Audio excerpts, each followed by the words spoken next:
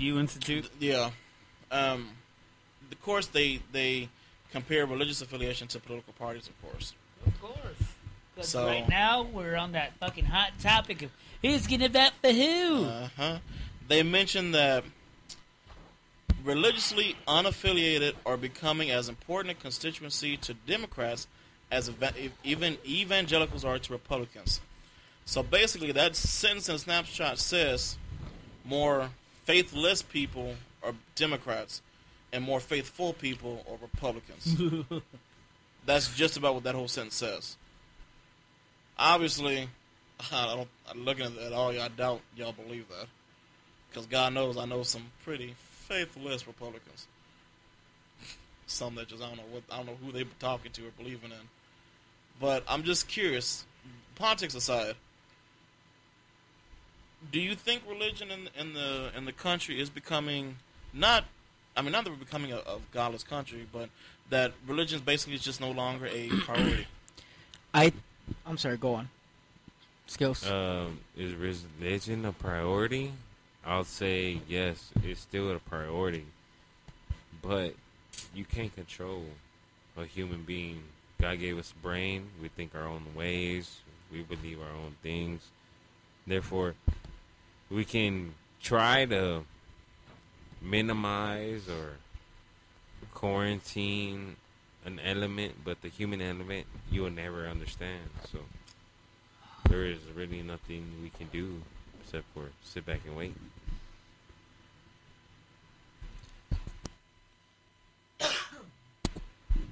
G?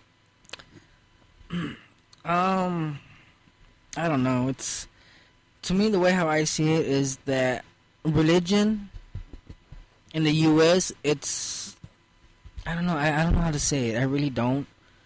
It is a priority, but from a different perspective. It's like you can't have religion in school anymore. I mean, I understand if you're atheist, at least, you can't. There's some issues with atheist students having to say the Pledge of Allegiance. And nowadays, at least here in San Antonio, there's issues about that. Now we can't say Pledge of Allegiance. It's more of people being more sensitive. I'm like, okay, you don't want to say the Pledge of Allegiance, that's fine. At least stand up, show some respect for your founding fathers of the country. Show some respect. Shut up, dude. And then another issue is that it's it's just been over. It's too sensitive now. I mean, you can't talk about religion to other people because they're gonna get offended. And yet, I still have people fucking knocking on my door Saturday morning, waking my ass up. I go to 2 barbershops, or actually 2 salons to get a haircut. One, a couple blocks away from my house. She's a Jehovah's Witness. She's a great person. She really is. I'm just not fond of people, going up to me at the bus stop saying, hey, would you like to read this? Do you want to know about God? No, I don't. I just want to chill, wait for my bus, listen to my music. At the other end, the other salon I go to, she's found a new, she's like, I wouldn't say a fundamentalist of Catholicism, but she's really up there. And when she's in her shop, that's what she's talking about. Most of her clients are highly religious Hispanics. I'm up there. I'm a deitist. I believe that. You're a what? Can't pronounce the name. Deitist. Thank you. What's that? Basically, someone believes God did create the universe. There is a God, but he just said. Well, looks like I learned a new word today. He just said, or she just said, basically the laws of nature and let it roll. From time to time, there is a divine intervention, but it's not like he answers everybody's prayers. It's mostly statistic. It's mostly statistics and laws of physics, and that's what it is. But I mean, we do acknowledge there is a God, and it's not a religion. It's not a faith. It's just a philosophy, and I think that's what the country lost touch with. They're making this big issue of faith and religion when really in the end it's what you believe, and not interfering with everybody else believes. Like, you don't believe in God, that's fine. Don't bother him in his prayers. You know, if you want to say God bless you after you sneeze, don't come up saying like I don't believe in God. You know what I mean? I mean, it's just the country itself has just become really oversensitive about religion and politics. I think that actually goes back to what we were talking about, the whole bullying.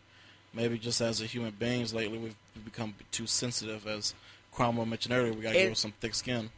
It's not human beings. It's more of as a country. No, it's more of this country that's become really religious, really sensitive. You know, people. It's like saying, you know, people are saying, you know, we have a high, you know, crime rate. They're saying, oh, it's, you know, the guns. We're too liberal with the guns. Canada's far more liberal than we are, yet their crime rate's lower than ours. They're saying, you know, oh, it's our. But then again, they got access to legal weed and shit too, so I don't know. Hey, they got that's making everybody mellow out over there. Oh yes, that's what I'm saying. You know, and then our divorce rate are so high. You know, England has a higher divorce rate than we do, yet their crime rate isn't as high as ours. I mean, I'm not gonna say, you know, Africa, because I'm pretty sure theirs is higher than ours, but that's a different issue there. But they could carry flamethrowers on their car. I swear to God, they can. Alright, so the next and final topic is one I picked personally because I definitely think we got something to say about this. And if you don't got nothing to say about it, you should have something to say about it. The wealth gap between Congress and the average American widens. To put it plain and simple, Congress is getting richer and us average Americans are getting poor. Let me say this real quick. Let me give you the stats on it real quick. By 2010, they're going on, of course, previous tax records. 2010, the median estimated wealth for members of the House of Representatives was $746,000. For senators, it was $2.6 million. There was virtually no difference between the wealth of Republicans or Democrats in 2010. However, 6 years earlier, the net worth of Republicans was 44% higher than the net worth of Democrats. 28% of Congress, or 150 members, Democrats are doing better now. reported earning more income from outside jobs and investments than from their congressional salary of $174,000. And 27% of congressional members saw a decline in their net worth between 2004 and 2010. Now, this is pretty interesting because they actually list who was the damn wealthiest members of Congress. I saw that list. Was it number 7? 7 is what? Representative of Texas? Well, the highest paid one is a third. Republican from California. Second highest one is a Republican from Texas. There you go. Yeah. I'd like to hear the names, please. Representative Darrell Issa, Republican from California, made the most. Second was Representative Michael McCall, Republican from Texas. Senator John Kerry, Democrat from Massachusetts. Representative Jared Polis, Democrat from Colorado. Representative Vern Buchanan, Republican from Florida. House Minority Leader Nancy Pelosi, Democrat, California. Senator Jay Rockefeller, Democrat, West Virginia. Senator Frank Lautenberg, Democrat, New Jersey. Senator Richard Blumenthal, Democrat, Connecticut. And Senator Dianne Feinstein, Democrat, California. You leave Feinstein alone. She's fine. So, to kind of sum this all up for you in a bit, the net worth of Congress went up 5% during this whole recession, while for us regular Americans, it went down by 39%. What a coincidence. Congress gets paid $174,000. That's their income that we pay them, their payroll that we pay them. I got 2 questions. Number 1, what are your thoughts about it, of course? Number 2, do you think technically we should be paying Congress? Skills go first. Okay. Well, my thoughts, I actually had to say I'm neutral. Because if I was in Congress and I was in politics, I would want more money. Shit, why not? You know what I mean? You gotta think about it. It's real. But since I'm not, then I hate it. But if I was in it, of course I would pass it. I want to get paid more. Why not? I do a lot of shit. Y'all don't have to y'all don't understand exactly what I do every day and blah blah blah. And I was haha.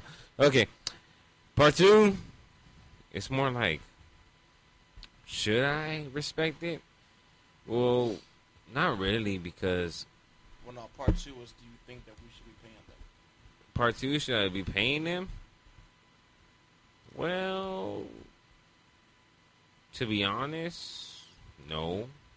Because they volunteered to run for politics. Therefore, why should I pay them for something they wanted to do? So do cops. Exactly. But we pay them. No. Society forces us to pay them so we can feel protected. But we're back on this other topic.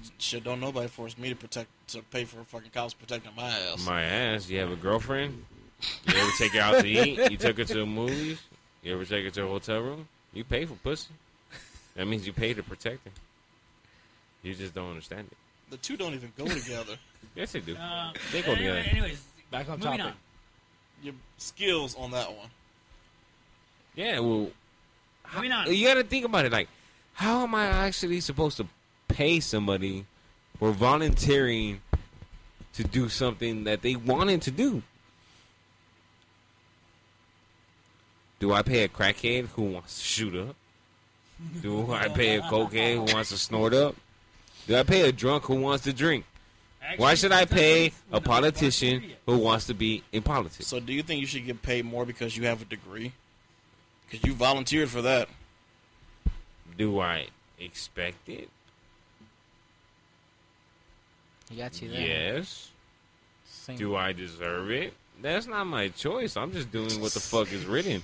Well, sometimes when So it doesn't sound like you volunteered. It sounds like somebody held a gun to your head and made you get that fucking No, paper. but- No, volunteer, that's forced when you put a gun to your head, sir. But helping skills on this, when you get a degree, sometimes you have a personalized set of skills that are necessary for the job that's required. And if not many people have those skills, yes, you should get paid more for it. So then you don't think Congress should get paid? No, I don't think Congress should get paid shit but for their expenses, not including their house in D.C. or in their constituency. You want to fucking vote your ass into Congress? Yes. But you know what? The people that should have the right to raise your pay should be the fucking people, not yourselves. We're going to pat our ass in the back in this motherfucking recession and fucking raise our pay twice during this recession? Fuck you, Congress. Fuck you. Fuck you. And I'm a Democrat till the day I fucking die. Fuck you, Nancy Pelosi. Fuck you, Feinstein. Fuck the rest of you. I'm a conservative Democrat, by the way. I'm a motherfucking liberal Democrat. You want to fucking abort your fucking kids? That's fine. You can't pay for them? Fuck it. We don't want to pay for them either. Fucking abort them. G, what's your thoughts, bro? Yeah, that's pretty good, though. It's pretty good. Sorry if I've pissed you off. but Well, honestly, fuck you. how the fuck are you supposed to pay somebody who volunteers to be in that profession? Why the fuck should you pay him? You should pay me for having your fucking inept fucking representation. Like, honestly, how do you pay somebody who volunteers? Like, I didn't force you to run for fucking congressman. I didn't force you to run for senator. I didn't force you to run for fucking president. What the fuck should I pay you? You're in public office, and the public should I be still paid, don't see not it. you.